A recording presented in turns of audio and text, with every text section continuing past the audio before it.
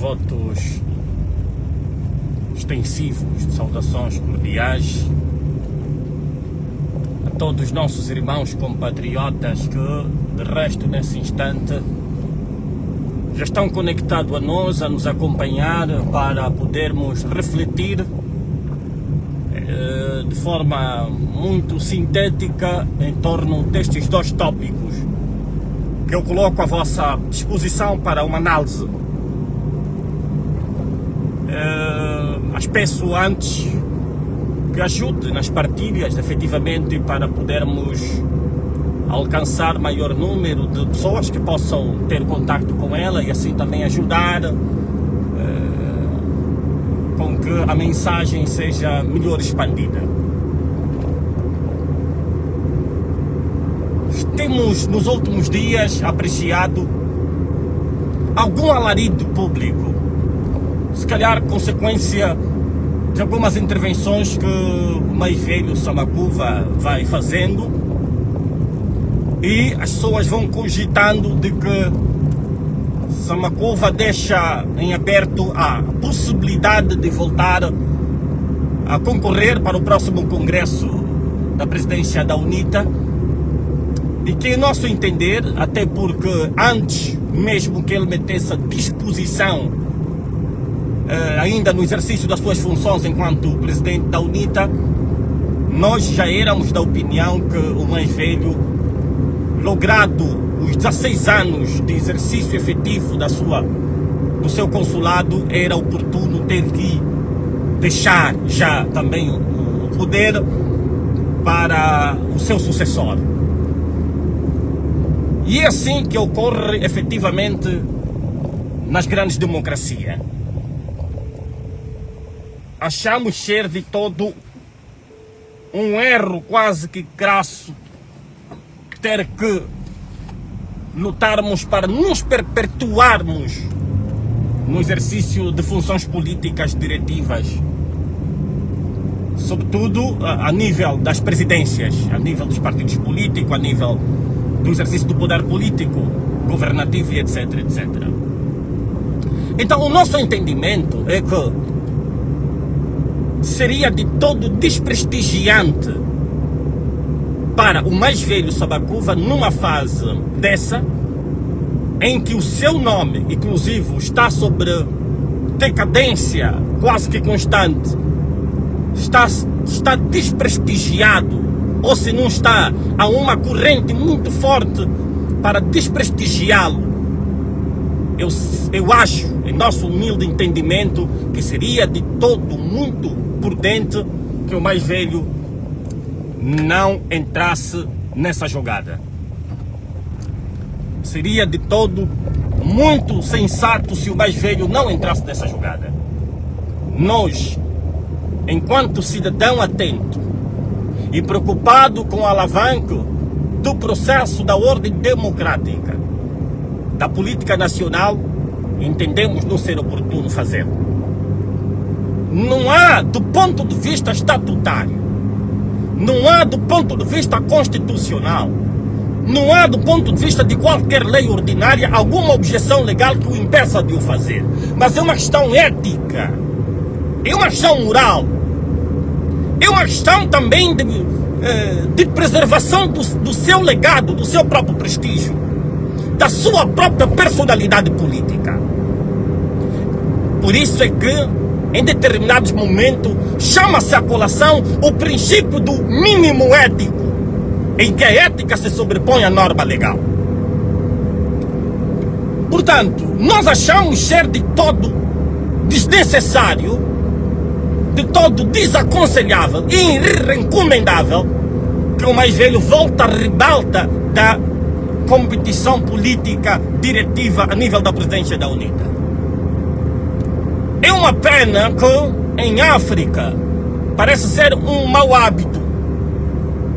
Quando uma determinada liderança deixa de exercer funções, em vez de lhe ser conservado o seu bom nome, em vez de lhe ser protegido, em vez de lhe ser assegurado a manutenção efetiva do seu bom nome, da sua imagem, da sua reputação, da sua personalidade política, lança seu matador para desgastar a imagem daquele indivíduo, para que deixe de ser uma ameaça, uma potencial ameaça para quem quer que seja, ou para a nova direção, ou para a sociedade, ou para quem quer que seja, que tenha interesse direto com que aquela determinada pessoa deixa de existir politicamente falando. Estes mais velhos, a semelhança de Eduardo dos Santos, são daqueles mais velhos que lhe devia ser preservada a sua imagem, a sua honra, a sua dignidade enquanto pessoa humana, enquanto político, enquanto patriota. São daquelas pessoas que se lhe deveria dar alguma honra necessária, com todas as suas insuficiências, com todos os seus defeitos, humanamente falando, mas era imperioso por tudo quanto lograram, quanto fizeram em sentido positivo, em nome do interesse nacional, que eles pudessem reservar, conservar o seu legado, o seu bom nome em sentido positivo. Mas há uma questão que eu coloco num dos pontos de reflexão. Será que Eduardo Santos, com máxima vénia, que deve se dar naturalmente a qualquer pessoa que já que teve passagem em vida, será que Eduardo Santos superou Agostinho Neto? Eu lanço isso como uma retórica para nós refletirmos. Mas trago esta colação e faço essa remissão e essa correlação entre Samakuva e Eduardo Santos, precisamente para trazer aqui, para cogitar aqui a questão do tempo, porque se nós a dado momento não formos um tanto quanto vigilantes e prudentes para perceber que as funções esgotam-se em razão do tempo, e deve haver oportunamente, de forma abnegável, alguma coragem dos políticos para que, quando chega o tempo certo, devem deixar o poder. Porque é como no futebol. Por exemplo, e com todo o respeito ao nosso grande craque, falo precisamente do Aquá. Eu acredito que se o Aquá não fosse, depois dele ajudar Angola, marcar o gol que qualificou Angola para o Mundial, se ele não aceitasse ir ao Mundial, até porque já estava a data dos factos quase em fim de carreira, e dizia que se o Aquá, possivelmente que se o Aquá, a data dos factos, porque já estava quase em fim de carreira, quando ele qualifica, marca o golo que qualifica Angola para o Mundial, se ele se recusasse em não ir ao Mundial, possivelmente até hoje, se calhar teríamos uma estátua em nome do Aquá, em honra do Aquá. Mas foi ao Mundial, driblou, deu o seu melhor, Angola não foi para muito longe, nós acabamos por esquecer de, em grande medida, em grande parte, aquilo que o Aquá fez. Quantas alegrias ele nos proporcionou para o futebol nacional, a nível da seleção nacional. É uma referência que talvez também, porque tinha o grande prazer de pela primeira vez fazer parte de uma competição mundial, a nível do futebol mundial, aceitou lá estar, mas infelizmente hoje quase que esquecemos a essência, a existência do Aquá. E eu acho que Eduardo Santos teria superado, e esse é o meu entendimento, teria superado Agostinho Neto se em 2002, quando se consagra e celebra-se a paz do calar das armas a nível nacional, e ele aceitasse de per si meter à disposição a descontinuidade do exercício do poder político, eu não tenho dúvidas Eu não tenho dúvidas que Eduardo Santos teria, por hipótese de circunstância, superado a magnitude da grandeza de Agostinho Neto e de tantos outros nacionalistas. Portanto, existem momentos oportunos em que nós, embora o poder é tão doce, tão bom de ser usufruído, o poder, tal como ele te exalta, é tal como ele te humilha. Tal como ele te eleva, é tal como ele te deixa cair. E o tempo de que Eduardo Santos permaneceu no exercício do poder político foi o grande calcanhar de Alquires para que degradasse em grande medida a sua própria imagem. E eu acredito que se em 2002, quando se consagra a paz a nível nacional, Eduardo Santos metesse à disposição as suas funções, ele, a sua família, o próprio MPLA teriam um reconhecimento histórico quase que indelével. Um reconhecimento histórico quase que indelével. Mas está a ver, esta questão de arrastar o tempo, e fala-se de qualquer coisa como 38 anos do exercício do poder político, embora devemos começar a contar de 2002, que é a fase em que efetivamente celebra-se a paz, consagra-se a paz, porque em tempo de guerra praticamente ninguém tem liberdade plena, ninguém tem o seu à vontade pleno para governar um país. Então, ainda assim, não foi suficiente para salvaguardar e conservar a imagem de Eduardo Santos. O mesmo diga-se de Samakuva. Porque se Samakuva quisesse continuar na liderança do partido UNITA, então eu acho que era preferível que continuasse, não colocasse à disposição para depois dizer, olha, eu quero voltar. Não será bom para a sua imagem, não será bom para a democracia político-nacional, não será bom para a própria imagem da UNITA. E também não acredito que numa fase dessa, conforme tem se desgastado a sua imagem, mesmo que concorresse, Samakuva ganharia. E aí está o grande risco. Concorrer e não ter que ganhar é sair humilhado 2 vezes mais. Então, o poder é tão doce, é tão bom, é prazeroso, é afeicioso, mas precisamos abnegavelmente meter à disposição os nossos apetites, as nossas vontades, para salvaguardar outros interesses superiores. E dentre esses outros interesses superiores está o interesse de salvaguardar também a imagem, a reputação, o perfil político, a honra, o bom nome da sua própria família, do seu próprio e da sua organização.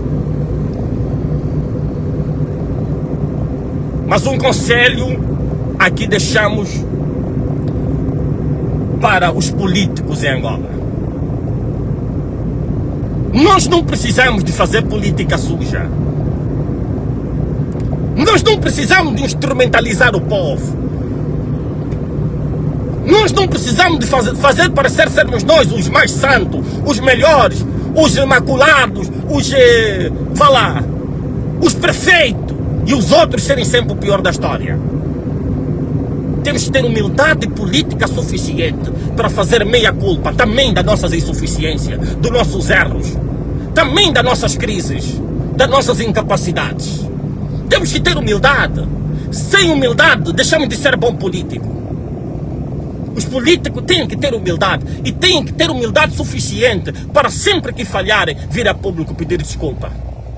Isso demonstra que somos efetivamente políticos com alguma qualidade moral, qualidade ética, qualidade educacional para assumir os cargos de grande responsabilidade política que, de resto, possa melhor atender os desígnios do país, à vontade popular. Estamos cansados desta luta titânica dos 2 grandes partidos, colossos tradicionais da política nacional. E esse é um conselho para o NIT, é um conselho para o MPLA. Eu acho que enquanto esses dois partidos não conseguirem chegarem à conclusão que as suas mágoas, os seus rancores, os seus ódios, as suas rinchas, de nada abonará o desenvolvimento progressista sustentável deste país, Angola nunca vai prosperar. Porque fala-se de reconciliação nacional, mas na prática não há efetivamente essa vontade de reconciliar.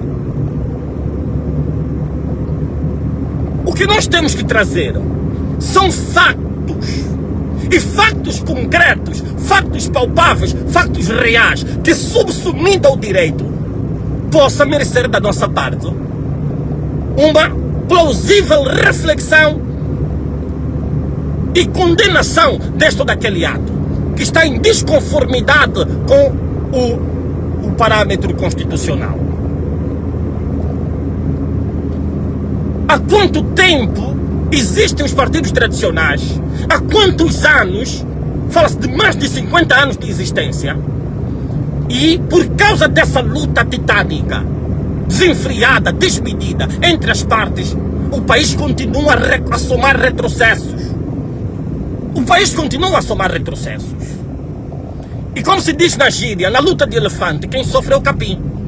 É o mesmo povo que lamentavelmente não tem uma opinião crítica própria. Muitos de nós não temos uma opinião crítica construtiva própria, crítica e autocrítica, para analisar com imparcialidade, desapaixonadamente, sem fanatismo, sem idolatria, sem culto de personalidade, sem bajulação, determinados atos que os nossos líderes a nível das nossas organizações cometem.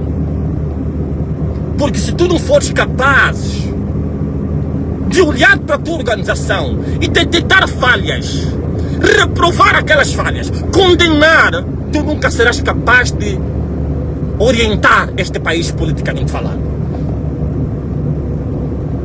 Porque eu não posso dar força só para condenar o filho do meu vizinho quando o meu próprio filho comete várias cagadas e eu não tenho coragem de repreendê-lo. Então o povo precisa amadurecer para que efetivamente os políticos endireitem-se.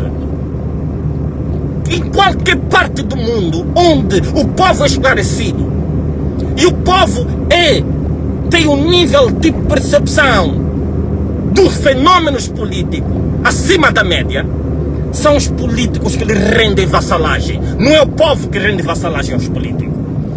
São os políticos que temem cometer qualquer erro que seja em desconformidade e em desfavor da vontade popular. Por isso é que nas grandes democracias, vimos agora no Reino Unido e em outras partes da geografia mundial, quando os políticos estão a ser vítima de protesto público, e mesmo antes de começar a ser vítima de protesto público, a consciência dele moral ativa-se e ele mete o cargo à disposição. Nós não temos essa cultura. Não temos essa cultura. Sabe por quê? Porque, primeiro, não temos vocação, muitos de nós não temos vocação para fazer política. Porque o que é ser político? O que é ser político?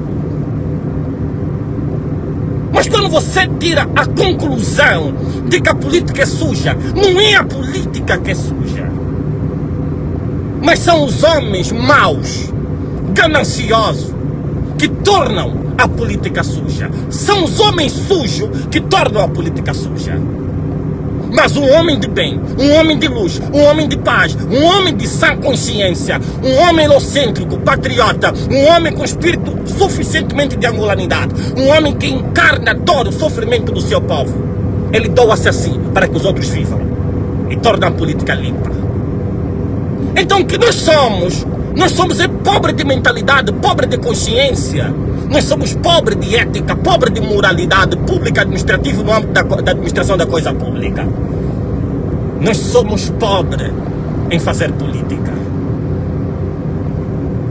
Mas o bom em tudo isso é que efetivamente, pela graça do Deus Altíssimo, ninguém vai levar nada desse mundo. Ninguém. Ninguém vai levar nada desse mundo. Ninguém. Por isso é que Provérbios Eclesiásticos, salvo erro, capítulo 13, verso 11, salvo erro, nos ensina que não há maior riqueza do que o bom nome da pessoa. A necessidade de salvaguardar o bom nome é uma riqueza incomensurável que nunca ninguém poderá pagar da história. Veja a história de Nelson Mandela. Reza a história que fez um único mandato. Foi oportunista. Foi oportunista. Disse, não, se eu fizer 2 mandatos, vou matar o legado. Estou no auge da aceitação, da credibilidade popular. Estou no melhor momento para deixar a política. E meteu à disposição.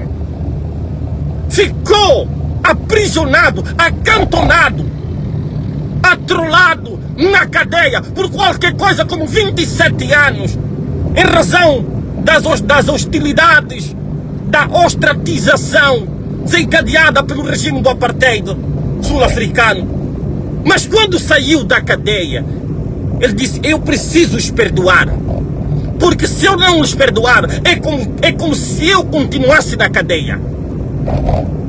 Mente de Cristo. Quando um homem, um político tem mente de Cristo, o que é mente de Cristo? Mente do bem, mente do amor ao próximo, mente da pacificidade, mente da reconciliação, mente da reforma, da conduta, do comportamento, mente da abnegação, do seu próprio interesse para salvaguardar o interesse superior da coletividade. É disso que precisamos. Temos tudo para dar certo. Por que não damos certo? Como é possível? Você diz que ganha bem. Ganho 5 milhões de kwanza mensal. Ganho 10 milhões de kwanza mensal. Mas o teu filho tem que ir para a casa do vizinho pedir o que comer. O teu filho nem sequer está registrado. A tua casa, ninguém vive com saúde da tua casa, porque você não para em casa. Você vive de aparência. Você prefere agradar os de fora e maltratar os de dentro. Você prefere mostrar que é um grande man, big man, um grande lord, carros e carros, boa vida lá fora, má vida cá dentro. O que você está a fazer? Quem vai testemunhar o teu legado? Qual é a tua geração que vai dar sequência do testemunho positivo do seu legado? Temos que refletir como queremos caminhar nesse país. Temos tudo para nos abraçarmos sem reserva de mágoas. Temos tudo. Deus abençoou esta nação rica e poderosamente, com todos os melhores recursos existentes na face da terra. Dos melhores. Por isso é que os países do G20, do G7, os países ultra-industrializados, as superpotências, vêm buscar os nossos recursos para continuar a potencializar os seus países. E nós ainda assim rendemos vassalagem. Por quê? Porque não percebemos o quanto nós somos maiores do que essas potências. Nós temos tudo para os superar. Falta humanismo. Falta humanismo. Falta amor à nação. Falta amor à pátria. Temos que deixar de estar a endossar culpabilidade sempre para este, para aquele, para acolá. Quais são as soluções? Por que não podemos sentar? Por que não pode existir uma governação inclusiva, participativa? Por que não pode haver unidade nacional entre os filhos da mesma pátria? Por que nós vivemos como se fôssemos pessoas estrangeiras entre nós? Então disse Jesus Cristo que todo reino dividido a qualquer momento desaparecerá. Toda família dividida a qualquer momento desaparecerá. Significa que estamos a concorrer para o desaparecimento desta nação.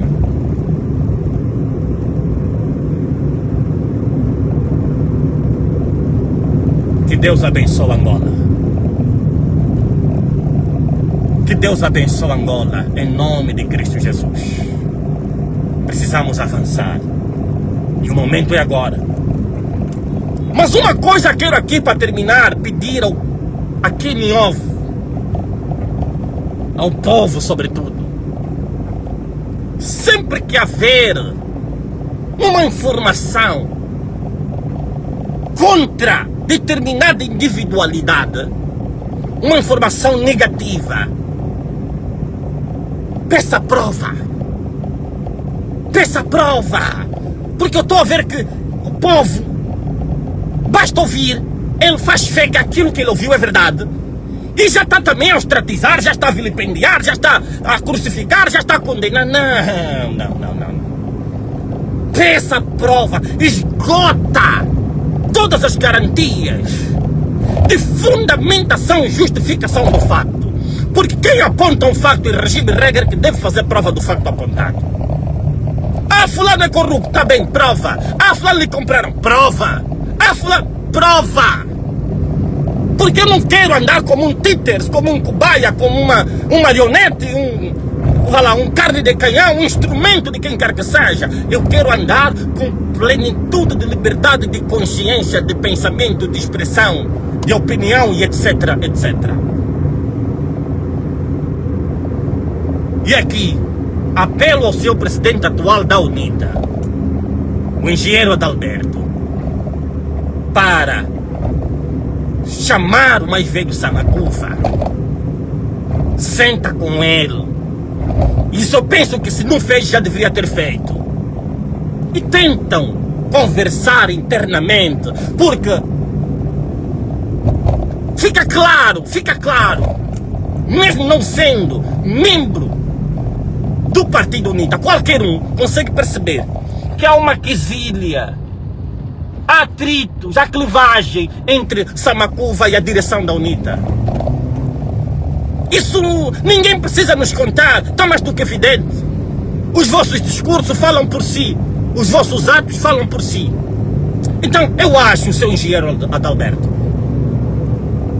que não podemos fazer aquilo que os outros fazem com os seus políticos, né? Se nós reprovamos o ato dos outros, então nós estamos a repetir os mesmos atos.